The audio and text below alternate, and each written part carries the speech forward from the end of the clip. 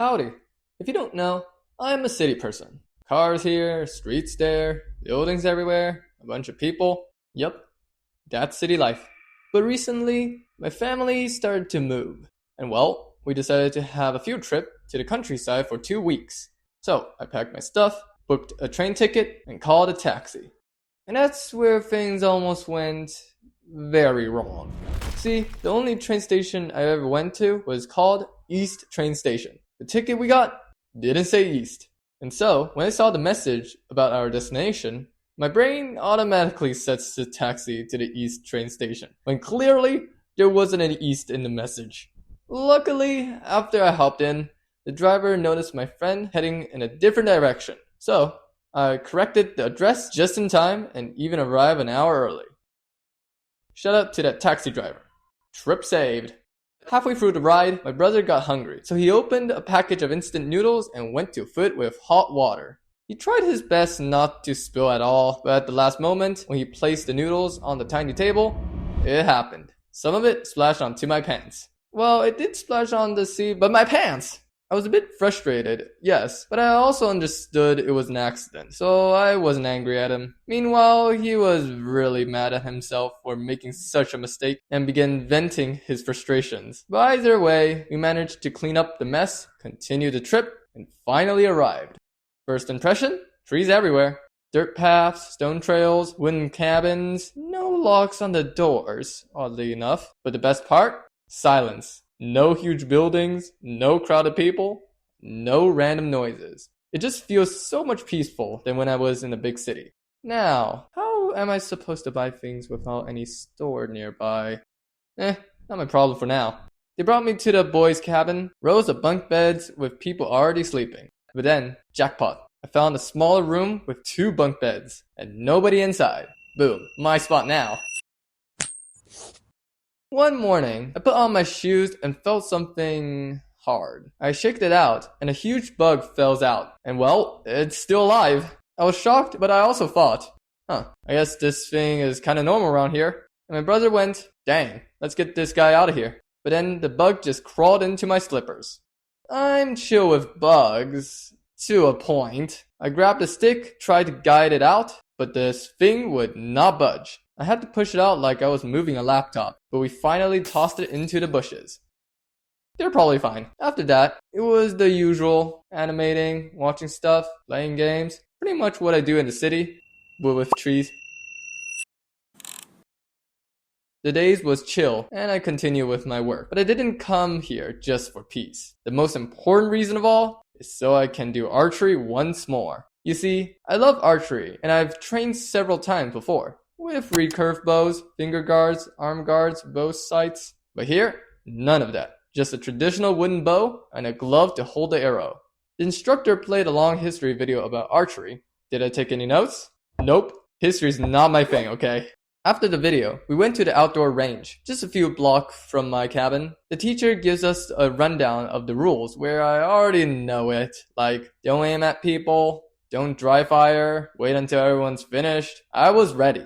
We lined up 4 feet from the targets, 3 arrows per round, and then we started shooting.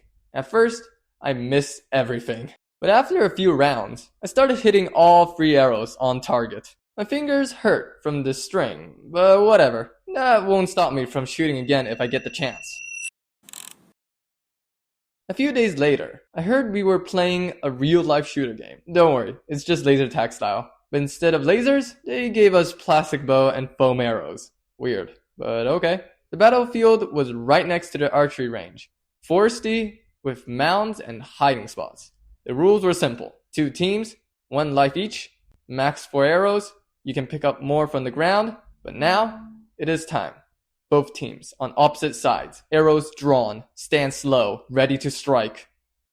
Okay, it's not actually that dramatic. Basically, when it starts, one team screams and runs, the other chases them down. The fleeing team, completely wrecked. I joined the losing team for round 2, since I'm just checking out how they play in round 1. We took cover, traded arrows, I even sniped a few. But then I ran out and had to dodge. We lost again. Why? Because the other team hoarded all the arrows until the end. Typical. The next day, our group went to a trip to a geological museum. After 2 hours in a taxi, we arrived. The tour guide started explaining rocks and history, and I zoned out. Again, history's not my jam. Don't judge me. My brother was bored too, so we skedaddled early and went back. Okay, I know. There wasn't that much happening at that day. After a few more days, I got good at the traditional bow, and so I started to hit targets from 10 feet away. Of course, I missed quite a lot in a few rounds, but I quickly adjusted my bow and able to hit several arrows onto the target. So, I continued. But later that night, when I was just taking a bath, I looked up and froze. There was a spider on the heater, about the size of my pinky. I was startled and thought, was it there the whole time? But I kept washing and wondering if it's dead or alive. And soon enough, it started to move and I'm like, it's alive. What do I even do with you? I looked around for tools and all I had? A toilet brush. So very carefully, I used it to move the spider under the sink. Later, I grabbed a stick and carried it outside. Man, what a night. And just like that, the trip ended. I packed my bags, called a taxi, and this time, I quadruple checked the destination. But even so, while I was in the taxi, I kept thinking to myself, did I get it right this time? Fortunately, I did. When we got to the train station, things got a little chaotic. Our group hopped into the train, but it was packed with people. I scanned for our seat number, but I accidentally walked past it, and it looked like someone had already sat on our seats. One of the adults in our group started arguing with the passengers, and it got stressful really fast. I have no idea what to do, but the adult just told me, just put your bags on the shelf above and find a seat. So I did. It was tense for a moment, but eventually, we all found spots to sit down. After we made it back home, I collapsed into the bed, completely exhausted from the trip. And there you have it, me in a new house, talking about my 2-week trip to the countryside. Was it fun? Yeah, it was definitely a different kind of experience. And honestly, it was great, aside from the history stuff and the train station.